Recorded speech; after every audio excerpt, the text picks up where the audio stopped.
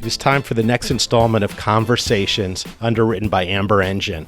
Amber Engine was founded by a team of home furnishing industry innovators, technologists, and experts. Their whole mission is to create a powerful set of tools that make data sharing for the home furnishing industry easy and efficient. I'm Dean Horowitz, president of PBM and publisher of Furniture Today. In each of these episodes, we talk to a company or individual that's really pushing our industry forward through innovative thinking and execution.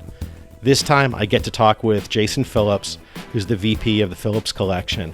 He started his career in design and marketing, and the company's grown over the last decade, so shifting roles meant going into operations and the sales side. He works hand-to-hand with Mark, his father, who founded the company about 35 years ago. All right. Let's get started. All right, so everybody talks about the next generation coming into a business, and you are that. Company founded how many years ago? 35? 35, just under 35. By your dad and mom? That's correct, yep. And they have this beautiful son and daughter. The son enters the business. Thanks. Trying not to mess everything up. Before we get into anything else, this is what I want to know about. This chair. Yeah. It's like an icon. Everyone wants this chair. Yeah, so that's one of our true success stories, not just in terms of sales, but it's iconic for us, and it's gotten us a lot of notoriety. It really put us on the map as a small business that has now grown into a medium-sized business. Things like that really help cement us in a broader marketplace amongst consumers. Who came up with the idea? How did this all happen? Yeah, so that is, it's been in our line for 10 years. It's a young tie designer. He was in his 20s at the time, part of a student competition. My father was traveling. He saw the chair being exhibited, and he asked for the worldwide exclusive. We started marketing it in 3 colors. The inspiration, his sister owns a seatbelt factory. So the chair is our seatbelt chair. It's made out of seatbelts. And he would visit the factory and see these spools of seatbelts, interweaving. It's sort of the only way you can come up with a chair like that is if your sister owns a seatbelt factory. So one of these really random moments where my dad saw something. He doesn't consider himself a designer, but he's got a great curator's eye. And he said, this is Phillips Collection. When you think about how you want to live your life, right? You want to be open to new things. You want discovery. Yes. You want to be stimulated by everything. And that's what the company is, isn't it? Yeah, it's I'm in a very fortunate place. We're creative people. We've got a business mentality, probably a little more left brain than right, which is a good and bad thing. But I'd like to think we're a company that can put interesting, unique objects in our showroom with a sophisticated presentation and a strong sense of marketing and our brand identity. And I don't want to say get away with it, but we can be a company that's a platform for new ideas. And we have the customer base, we have the distribution to be able to blow it out on a large scale. But when you're at market and you go to the Phillips Collection showroom, it's different than every other showroom. Yeah, and that's not intentional. We go by the beat of our own drum. It just so happens that we're addicted to reinventing and bringing fresh things to market. We really model ourselves after art galleries and we don't focus too specifically on what's happening out there. We've got our blinders on. But it's just really nice because we do what we like to do. We do what we know has been successful for us, and we do stand out a bit. It's great, and your customer base recognizes that just by walking by, right? They see something intriguing. I've got to learn more about it. Yes. And you sell to a full gamut of customers, right? Interior designers, furniture. Tell me about them. Sorry about that. Yes, that's a gift and a curse. So we have a wide number of customers. Some purchase very deep. Some purchase maybe once a year. We'd love them to be purchasing more often, but we get it. We have an eclectic product mix that doesn't work in every store, doesn't work for every style home. So we've got a very diverse portfolio and trying to navigate how to classify the product, how to make it digestible. What do we put in the front of our showroom? Because we know there are going to be new eyeballs on on our front window display every market. We don't want it to be our most expensive table. We also don't want it to be our most value-driven product, because we could turn off somebody that's a potential huge account. What's the best story of somebody coming in and saying some wild thing about your products, how they were going to use it, anything like that? Okay. I wasn't sure something was going to pop into my head, but I've got a good one. We always love when we find out something's for a celebrity client. I won't divulge the name, mainly because I can't pronounce this rapper's name. You might know. I know you have a proclivity. Two Chains? Is it A$AP Rocky? Oh, maybe? yeah, right. So he has a home in LA. The last few years. Yeah, he has a home in LA.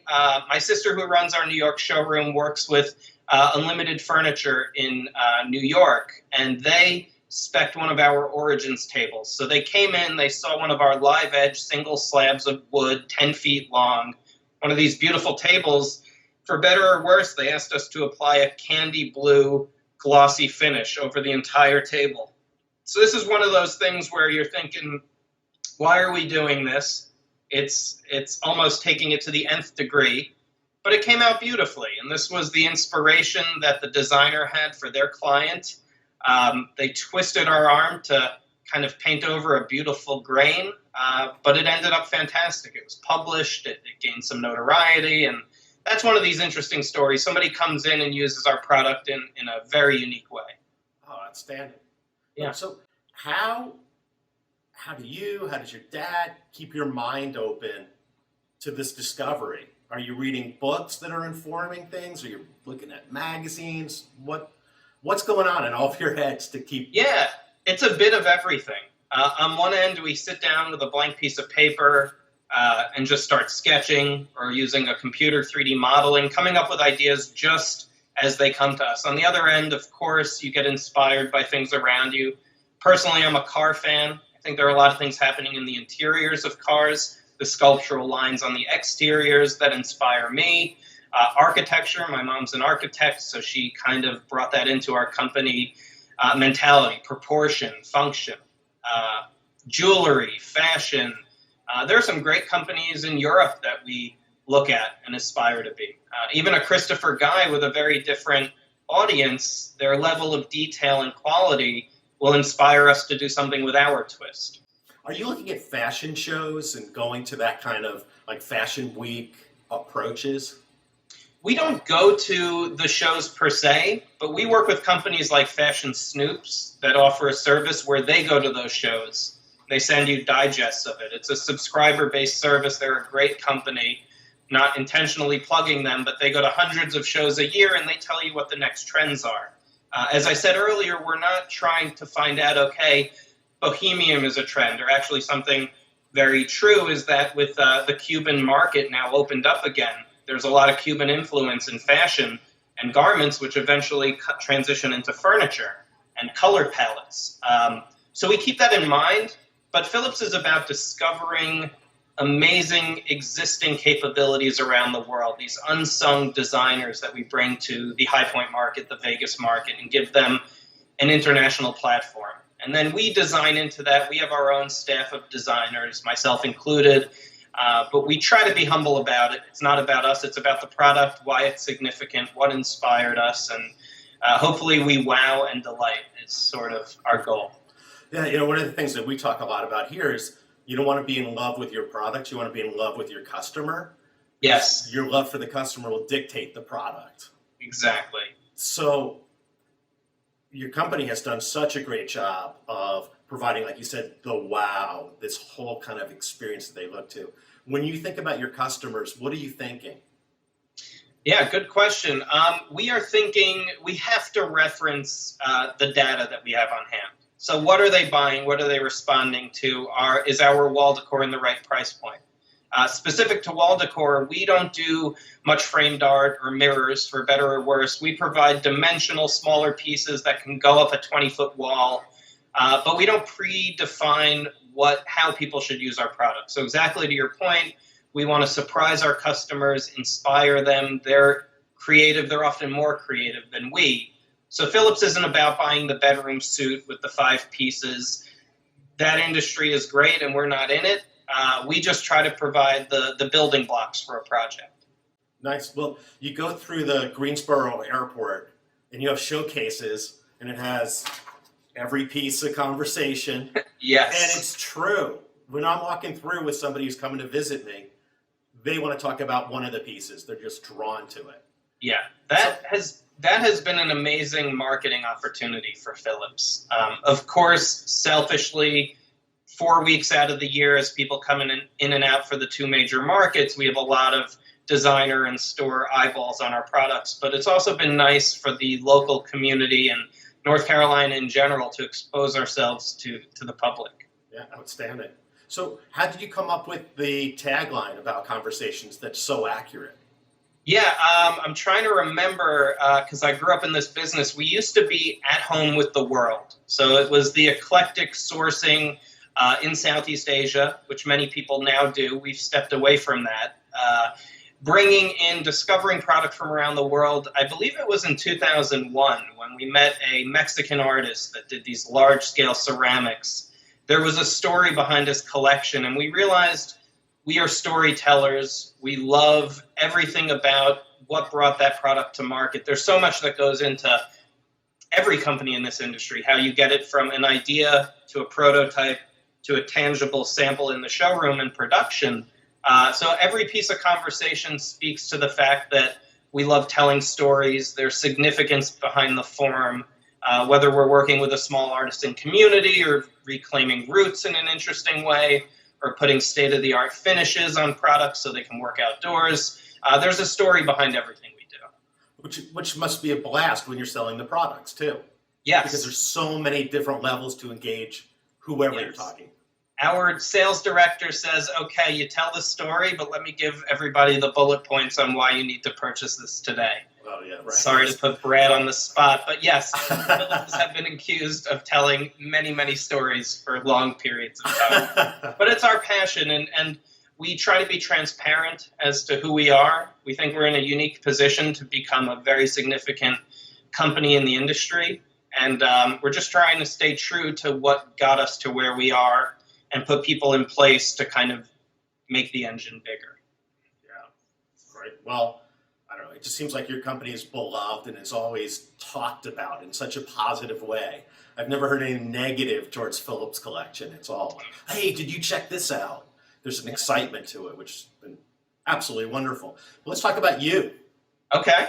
So I think you've done a really nice job pulling together peers for conversations, and peers in a way that are in the same level, like either they're taking over in their family business at some point in time, or they're in their 30s, maybe early 40s, and they're starting to say, I want to really rock this business. I want to do something significant. What are some of the things you've learned from that peer network and how you put it together? Yeah, so I lived in a bubble for the first few years out of college. I was somewhat involved in a few organizations. I've always been outgoing, but it wasn't until my mid-20s that I really stepped it up and joined social circles, everything from the American Society of Furniture Designers to the Accessories Resource Team, because we do come from a home decor background, selling accessories. I was very pleasantly surprised to find how many like-minded people there were out there. If there's one message I can give to young people that might be watching this video is get out there. You know, not everyone's type A personality. You'll find by putting yourself out there, I can't tell you what your next meet and greet will bring to you, but I've gone into these things perhaps nervous, perhaps not thinking the best, and there's never been a time I've been at an event where I haven't gotten something good out of it. So network, leave your business card, send an email, maybe wait a few days before you send that email. You know, just stay out there, stay involved. It's good for the company. It doesn't mean you're going to get an order or, you know, have an immediate opportunity, but be friendly, be open. A lot of good mentors that are older than my kind of millennial age bracket that I've just picked their brain over the years too. You find that they're very forthcoming. What are a couple of interesting things you learned to maybe shout out to a couple of those people that you appreciated what they told you? Okay, sure. Let me think. Within our age range of millennials, Matt Slane, who is let me just plug a little bit how impressed I was with Matt. Matt's a young guy, he's from the publishing world. I've really watched what he's done and had great conversations with him. Kind of met him in my Vegas showroom maybe 3 years ago, developed a nice friendship, and we haven't turned that into Phillips advertising more with furniture today. But it's just been really nice. He twisted my arm to come to this upcoming conference. Perhaps when this video airs, it will have already passed, but in the new next conference. So Matt has been a great relationship. Andrew Palachek of Palachek Furniture, another great relationship. Andrew is somebody I really respect. I met him early on. He runs an established, mature company with his father with a big dealer network. So self-servingly, I've been picking his brain about, how they organize the price points and what their best practices are. And he's just a great guy that I've gotten to know over the years. We're Amber Engine, and we're built to make sense of it all, with a product that finally offers a data solution for manufacturers and retailers. All product data, all product imagery, gathered in one convenient portal so manufacturers can manage and retailers can download data they want in the format they need, driving sales faster and more effectively to their customers better than ever before. Visit us at amberengine.com to learn more about how your life could get so much easier. When I was in my 20s and 30s, I think there was more of a sense around that age group of competition, of like, I need to be recognized ahead of someone else. I think that was part of the mentality. And maybe it's because of technology where just because you're good at using a typewriter, it doesn't matter anymore, or a landline, oh, that's a great gift that you know how to do that. All those things don't matter. Yeah. And that probably feeds into a mindset of we're inventing something. Yeah, very good point. And what's coming to mind is companies have to be more transparent. So there aren't the same trade secrets, which I almost feel like that's what you're alluding to. Mm-hmm. By over-networking 20 years ago, you might be giving away trade secrets, but it's all there. The salespeople talk amongst themselves. We all speak to the same magazine editors and can get feedback. So my father always says, let's compete on design. We have some peers in the industry on the accessory floors like the team at Global Views, Arteriors, Curry and Company, Interlude, really quality companies. And sure, we're competing for the same dollars, but let's just run the best organizations we can run. Let's compete on design. Let's work together to bring these buyers. We have showrooms around the country, New York Design Center. Those companies I named, we're all on the 6th floor together. And when these shows and showrooms between markets get slow, we need to work together to bring people to that building. Have incentives in each showroom to get buyers through the door and to deliberately distinguish yourselves too. Somebody buying a Palachek chair is not going to be buying the seatbelt chair from us. So let's stay relevant, let's stay distinct and transparent. And I've found just personally, I'm very forthcoming. You and I have had a meal or two together, and I've probably divulged more information than you expected. And that really played to my benefit. I mean, Phillips, we can't be copied, so I have no paranoia of telling people what we do, what's bestseller, who great customers are, who great salespeople are. We want to put out a quality product line, easily saleable, and get them in the hands of the right people, and then let's compete on design, as I said. I agree. I think that's how we should be looking at all of our businesses now, too. Yeah. Everything should be open, right? It's the beauty of what you did. No one's going to be able to make the same choices as Phillips, right? So be what you are. Be authentic. Yeah. And the consumer savvy, there's probably for a whole nother conversation. The consumers, we were a brandless industry. My dad had said that for a long time. He stopped saying that. Lazy Boy was the only brand in our industry. Now we all have social media pages with lots of followers, still funneling everything through our dealer and designer base. But people are intrigued, and we're out there. And at the airport, consumers walk by. They want to know more about who we are. So our website has to not only cater to our customers from a transactional standpoint, the meat and potatoes, but we have to tell a story. We have to get people excited. We have to play our part in exposing ourselves to consumers. And if we're lying about anything, if we're greenwashing, they're going to find out. And it's the wrong day and age to be anything but transparent as a company. I agree. And I mean, that's one of the primary things we should all learn from social media, is that everyone's going to be seeing what you're thinking about, what you're up to. Make sure that that's who you are as a brand.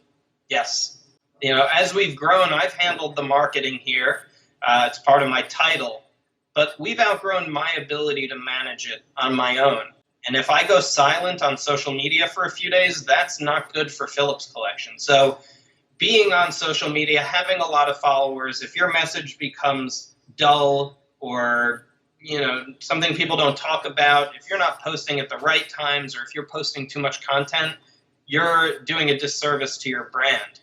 So what used to be a right out of college Instagrammer that people would hire has now become outsourcing to professionals in the industry, or developing a multi-person marketing team, hosting events at markets. We all do 10 markets. You have to have food, you have to have music, you have to have guest speakers.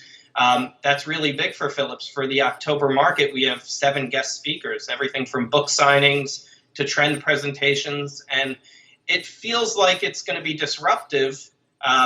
Maybe the first time we did this many years ago, but sales spike when you get more bodies into the showroom. The louder the music, the more alcohol we serve. That's probably a trade secret I shouldn't be giving away. Getting people drunk does not result in canceled orders the next day. It results in keeping them in my showroom longer, keeping them happy and supported. It's like the Restoration Hardware mentality of giving a glass of champagne when you walk in. Customers have choices. They don't have to come to market. So why are they coming to market? Why would they want to come into my showroom? Maybe it's the food that gets some of them there, but I hope the product and the price point keeps them there and keeps them purchasing. I agree, and I think so many retailers can learn from that. Yeah. It's now becoming an expectation that I'm going to have an experience, or I don't want to go in. Yeah. Back to multi-generation companies. I talked about the ones that are on the up and up, where you don't want to disrupt the legacy. It's a mistake many young people make, young, new generation professionals that are stepping into their family business. You're doing it all wrong. You should do this. We're a little naive, or very naive. But then there are the people who are stepping into a company that is legitimately backwards, not changing with the times. And those are people I haven't interacted with enough. As a marketing person, I would tell them, have parties, have music. I mean, these simple little things, or hire a consultant that can tell you what you could do. And these consultants are not there just to collect a check. They tell you very meaningful pieces of information, sometimes just one thing that could change your business. So you talked about being under the radar, and I make a living bringing companies above the radar. Okay, right, absolutely. So let's remember that. But, yeah. But what's interesting, we're doing a lot of readership studies, and we see that the audience that subscribes to print love the print, and they actually make decisions about companies based on if they're advertising in there, because that's legitimate then. Somebody has a real story. But then we look at our website and our e-newsletters, and there's a different approach and a different type of content consumption. So it's very interesting for us when we look at us, is that we're not one of those things. It's, if we want to be credible and relevant for years to come, we have to be involved in all of it in the way that people want to consume the information that we're known for our brand. Yeah, absolutely. I have my head around it a little as of September 2016. It's a moving target. Print, which we do heavy print advertising, is very important to us. It's positioning. It means you're a healthy company, but it goes well beyond that. It's not about paying for an ad. It's about putting yourself in the minds of the customers. The circulation is very important to us. We get a handful, a few thousand customers through our showroom at market. You have tens of thousands of customers that receive the publication. that is important. Those people are not always coming to market. It could be a junior designer or junior merchandiser in a store that has never come to market. Now they've got our ad and they show it to the purchasing decision maker. What I love about digital, and we haven't dived into this yet, we're on the cusp of doing that, is ROI. Just laser focused return on investment. If I put my seatbelt chair in a print ad, I don't know if that was the best image for us to use. But if I put it on the sidebar of Furniture Today's website, or if I sponsor content and I get 10 clicks a day, again, I'm pretty naive to this, but if I switch that out to a wood table and I get 50 clicks a day, I now have a much better sense of what people are clicking on. You can go even further. I got more clicks, but did I get more sales? So maybe less clicks, more sales of seatbelt outweighs more clicks, less sales of wood, if you're following me there. Oh, absolutely. And we're doing a lot with the time of day and switching out images to see who's responding to what. Yeah. It's absolutely incredible. But for us as a company, we're using that digital experience then to inform our print. So everything benefits.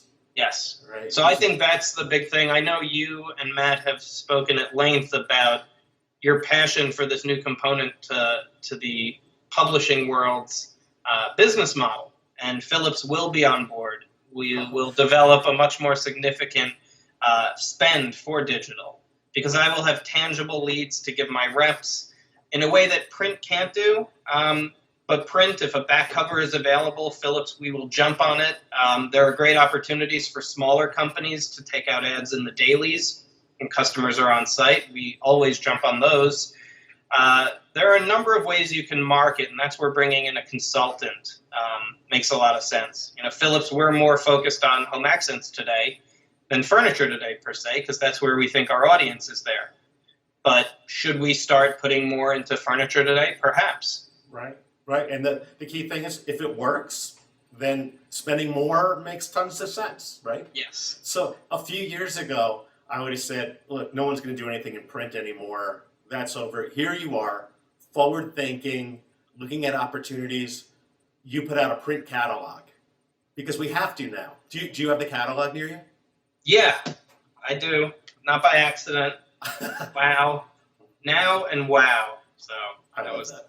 Yeah, it's a 400-page book. As you were saying before, everybody wanted to go green. I think they realized there was greenwashing. Of course, it takes paper to print a book, but there's something substantial and significant about that book that people moved away from. We all have our materials available as PDFs, but when I visit customers, they've got the book on the table or in a drawer. They're working from my book. It's a pleasure for them to receive this. It's the same as giving a gift to somebody. So I think the industry, I want to be careful with my words and not pretend that we're not using paper, but this is not an environmental abuser. I think there was a trend towards digital only, and I think that's done a complete 180. I think we missed that tangible, and we print on good paper stock. It's to me, it's a pleasure, even if you don't like our product, to pick up the heft of this book that we've given you for free. We've thought that much of you as a customer to make this book for you. And we print tens of thousands of these, but there are other companies I know that print hundreds of thousands of catalogs, and they direct mail it to every customer in the country. And these are big companies that are successful. Right. When everyone pulled back, all of a sudden we got in the mail Restoration Hardware's catalog, right? Yes. Everyone's like, this is beautiful. And it was like everyone went the other direction, and they came in and just took it in and owned it for a period of time. Yes. To speak about print and marketing, I'll tell you one more thing. My father and myself, when we were a small company, it was pretty much us and our team. There weren't more decision makers or analyzers of the sales. So we work with Janice Lassiter all the time, and we didn't have an advertising program with Progressive Business. So every month I had to make these painful for us decisions. Do I run a print ad? And that was, in hindsight, the wrong approach. It's important for people to commit to an advertising program, sort of set it and forget it and say, I've committed to this, almost like a piece of real estate, a showroom lease. This is property you now own in Furniture Today, and I'm going to make it happen. And now I'm not looking at bills every month. It's a pleasure at this point to pick my next ad and be confident in the decision we made. There are other companies that's no problem for them. They're bigger, they do their marketing spend, and that's it. But have allegiance to a magazine and be there permanently and look at it as a showroom lease, something like that. It's an investment that you set it and you don't question it. Excellent. Good. Thank you. Yeah. Yeah, I'm trying. I think the whole office just stood on their desk and they're applauding you right now. Yeah. Well, look, I think we covered a lot of really important things. One is having a really strong peer network, people you could turn to, authenticity, right? Understanding your brand and your customer and really getting into their heads and using facts, like you said, what they're buying, what they're not, to really make decisions. Is there anything we didn't talk about that we should before we cut this off? No. Get more young people to the conferences. I'm looking forward to Savannah next week. Is that where it is? Savannah, yeah. Okay. I'm looking forward to it too. It's going to be exciting. A lot of good stuff. Good. I can't wait. Thanks. Thank you for doing this, Jason. Thank you, Dean. I appreciate the opportunity.